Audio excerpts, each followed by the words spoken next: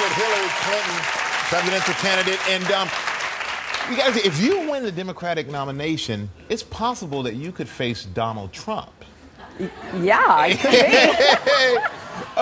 be. You know, why do you think he's so polarizing and getting so much attention right now? Well, he's a great showman. I mean, he really knows how to grab attention and hold on to it and milk it for all it's worth. And, you know, he was a reality TV personality, Right. and you learn a lot doing that. So he's very comfortable in front of a camera, and he just gets the biggest kick, it appears, in saying really outrageous things. And, you know, some of it is, you know, a little bit humorous, and a lot of it's hurtful.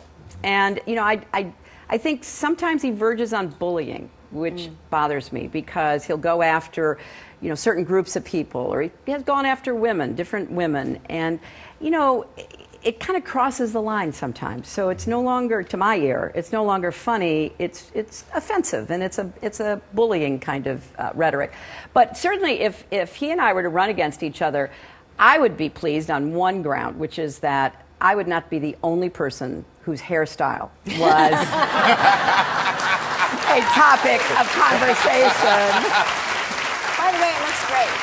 You know, On a side note.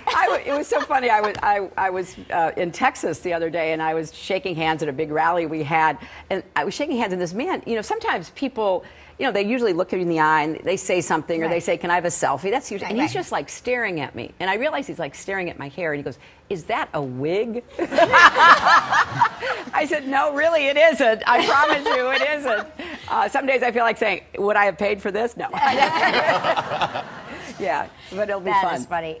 Let's go back, sort of, in your life. You were in the White House for 8 years. Right. So did President Clinton ever turn to you and ask you for advice in the thick of things, or you know? Sure. Yeah.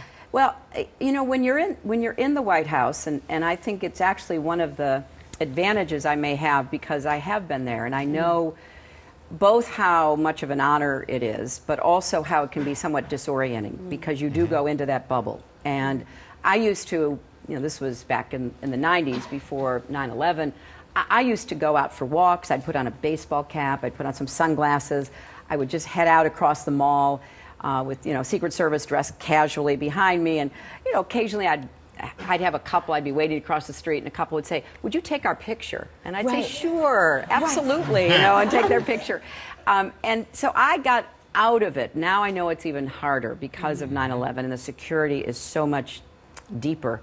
So you do have to be aware of that coming in, that you need to keep reaching out. You don't want to get isolated. That's number one. And even people who you know and you respect, that's not enough. You need to be constantly asking for other people's opinions.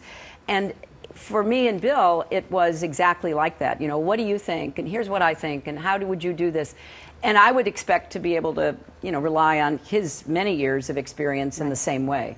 Yeah. So that's a lot of people are saying that it's two for the price of one. Right. Have you heard that before? Yes, I have. I'm telling you right now, if you want a sounding board, that's a great sounding board to have. It is. Yeah, right it there. is. Somebody who's been through it.